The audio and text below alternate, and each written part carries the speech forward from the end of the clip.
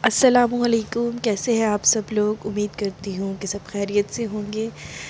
और आज जो आप ये डिश देख रहे हैं मेरे ब्लॉग में, मैंने बनाया था पालक गोश्त, जो कि बहुत मज़े का बना था। लेकिन उससे पहले जो आपसे रिक्वेस्ट है कि प्लीज़ मेरे चैनल को सब्सक्राइब कीजिए एंड लाइक कीजिए, शेयर कीजिए एंड कमेंट कीजिए प्लीज़। और आज की रेसिपी ये पालक आ चुकी है, साथ में मंगवाई है मैंने मेथी भी, क्योंकि पालक के साथ मेथी अच्छी लगती है। इसीलिए मैंने 1.5 किलो पालक थी और साथ जो है ये 1 गड्डी मेथी की थी। और शुरू का बनाना अब्बास जो है एकदम से रोने लग गए थे, इसलिए मैं भूल गई थी प्याज की शुरू की स्टार्ट, तो इसलिए मैं आपको बता देती हूँ। सबसे पहले मैंने ऑयल लेकर उसके अंदर मैंने 2 बार प्याज को बारीक काट के उसके अंदर मैंने ऐड कर दिया था ऑयल में। ठीक है, ऑयल में ऐड करने के बाद जब वो अच्छे से फ्राई हो गए थे, प्याज ब्राउन हो गई थी, उसके बाद मैंने उसमें ऐड कर लिया था थोड़ा सा लहसुन अदरक पिसा हुआ। लहसुन अदरक ऐड करने के बाद मैंने इसमें डाल दिया था ये गोश्त अपना, जो कि तकरीबन 1 किलो है। गोश्त डालने के बाद इसको मैंने अच्छे से भून लेना है तेज़ आंच पे। ठीक है, जो एकदम से गोश्त पानी छोड़ता है, इसीलिए हमने आंच को तेज़ कर देना है कि वो अच्छे से जूसेस उसके लॉक हो जाए।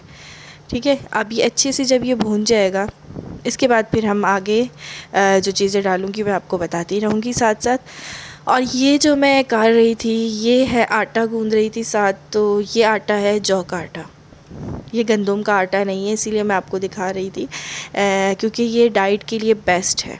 अगर आप कोई भी वज़न कम करना चाहता है तो अपनी रूटीन में आप जौ के आटे को शामिल कर लें, आपके वज़न वैसे ही कम होना शुरू हो जाता है, बल्कि एक्सरसाइज़ ना भी करें अगर आप। ठीक है, क्योंकि मैं एक्सरसाइज़ नहीं कर पाती, पहले मैंने बहुत वज़न कम किया है एक्सरसाइज़ और जौ के आटे से, इसीलिए जो है मैंने अब दोबारा से जो है ना जौ के आटे को शुरू कर लिया था। लेकिन फ़िलहाल के लिए कि मैं एक्सरसाइज़ नहीं कर पा रही हूँ, क्योंकि अब्बास के साथ सुबह सुबह उसकी रूटीन डिस्टर्ब होती है, बच्चा कब सोता है कब उठता है, इसी वजह से इसलिए मैंने फ़िलहाल अपना आटा को चेंज कर दिया था।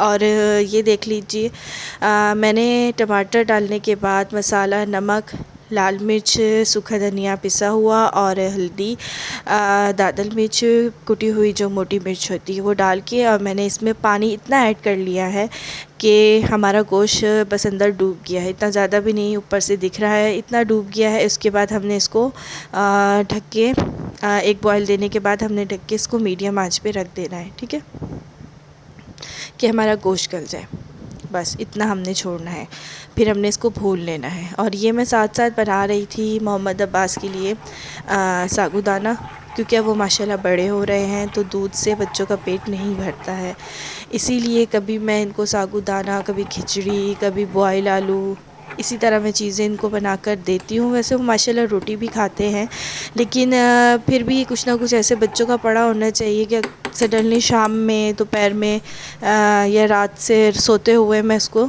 खिला देती हूँ, जिससे इसका पेट भरा रहता है तो बच्चा आराम से सुकून से सोता है। और साथ में ये पालक देख लीजिए, मैंने काट कर इसको मैंने बड़े देचके में ही चढ़ा दिया था, लेकिन बनने के बाद ये इतनी सी हो गई थी, अभी भी काफ़ी कम हो चुकी है पालक, ये आप देखिए कहाँ तक थी।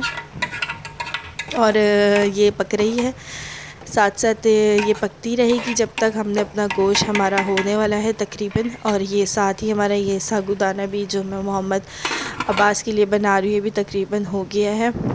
ठीक है, इसे हमने धीमी आंच पे रख दिया है कि मैंने थोड़ा सा और पक जाए, मुझे थोड़ा सा पतला लग रहा था, मैंने थोड़ा सा और पकने के लिए छोड़ दिया। अपनी चाय मैंने बना ली थी शाम की, क्योंकि मैं आज शाम में ही बना रही थी सालन, तो चाय मेरा सालन तकरीबन हो चुका है। और ये टमाटो मैं खा रही थी, जो मुझे बहुत पसंद है, लेकिन मेरे हस्बैंड को बिल्कुल नहीं पसंद, मैं और मेरी बेटी शौक़ से खाते हैं बस। तो वो लाते भी नहीं है, वो कहते मुझे नहीं अच्छा लगता, हम कहते तुम्हें अच्छा नहीं लगता, हमें तो अच्छा लगता है ना, हमें तो ला कर दो। तो वो मेरे और मेरी बेटी के लिए लेकर आते हैं, ख़ुद वो बिल्कुल नहीं खाते हैं ये फ्रूट, पता नहीं, कहते मुझे नहीं अच्छा लगता। और ये तकरीबन हो गया है साबूदाना भी मेरा।